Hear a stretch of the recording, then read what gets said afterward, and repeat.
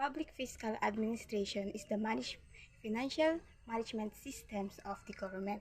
It is the management of key resources and institutions to achieve two major outcomes. Number one, the microeconomic stability, keeping the country's economy steady and growing, and effective public service delivery, making sure services like health, education, and infrastructure are provided to citizens. Public administration management involves four core elements. Number one, the government revenue. How the money is brought in, taxes, fees, etc. Expenditures. How the money is spent, like salaries and projects. Number four, the borrowing. Managing the national debts and financial institutions, the agencies and laws that govern all the processes. Department of Finance, DOF, overall fiscal policy and tax policy direction. The Department of Finance, DOF, is the government's steward of sound fiscal policy. It formulates revenue policies that will ensure funding of critical government programs that promote welfare among our people and accelerate economic growth and stability. Commission on Audit, COA, Auditing and Fiscal Accountability, Local Government Code, RA 7160, governs intergovernmental fiscal relations, Internal Revenue Allotment, or the IRA.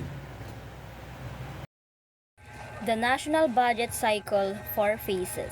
Number 1. Budget preparation or formulation. Agencies prepare proposals based on expenditures, ceilings, and DBM guidelines. Number 2. Budget legislation or authorization. Submission to Congress, hearings, and passage of the General Appropriation Act or GAA. Number 3. Budget execution or implementation.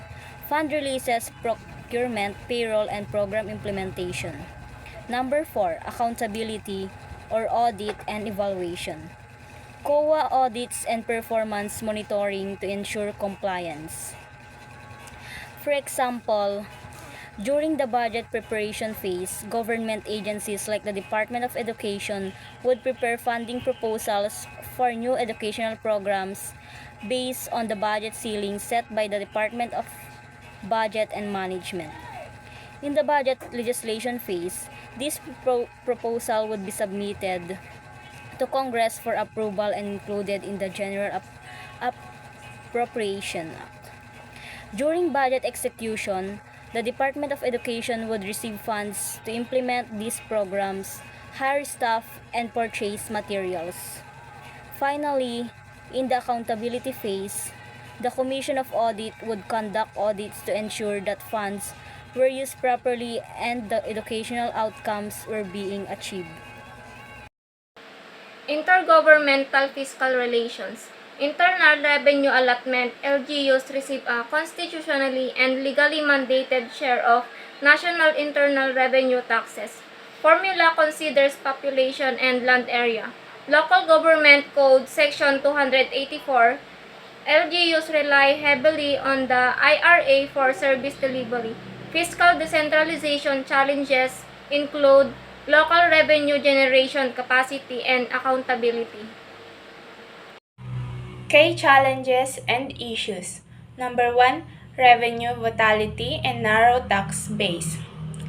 Heavy reliance on cyclical sectors, example, agriculture and remittances. And a tax systems dependent on consumption taxes or VAT and corporate income tax create instability. The informal economy, 20% of GDP, and tax evasion further limit revenue potential. Number 2, high deficit and debt pressure. Post-pandemic deficit pushed debt to 60% of GDP in 2023. Rising interest payments crowd out spending on infrastructure and social services. risking debt sustainability if growth slows. Number 3, fiscal decentralization gaps. Local government units, LGUs, manage 40% of public spending but lack technical capacity and accountability in poorer regions. Unequal revenue generations, example, Metro Manila LGUs collect 10 times more than ARMM areas, exacerbates regional inequality. Improve transparency and public participation in budgeting. Government should make budget information open and easy to understand. People should have a chance to give their opinions and take part in budgeting planning to make sure funds are used properly and for public needs. Number 2. Periodically evaluate tax incentive for cost benefits and fiscal impact. Tax incentives should be reviewed regularly to see if they still help the economy. This ensures the benefits are worth the cost and prevent loss of government's revenue. Policy recommendation, research-based, prudent tax base while protecting the poor, progressive taxation, strengthen VAT collection. This is expand tax coverage through progressive taxation where the wealthy pay more. The second one is improve public financial management system. Procurement, cash management, real-time reporting. This is modernized through a procurement to increase transparency. The third one is strengthen local revenue, mobilize, and capacity building for LGU. This is enhance real property tax collection by digitalities, tax maps, and violations. Example: a seminar-type lecture on public fiscal administration in the Philippines might begin with a short talk explaining the budget cycle and fiscal reforms, followed by an open forum where students and LGU staff discuss challenges in budget implementation. A similar type of lecture and innovation of free resource speaker. Number 2, similar type of lecture. A similar type of lecture is a teaching learning method that combines formal presentation with audience participation. It allows both knowledge sharing and discussion among participants.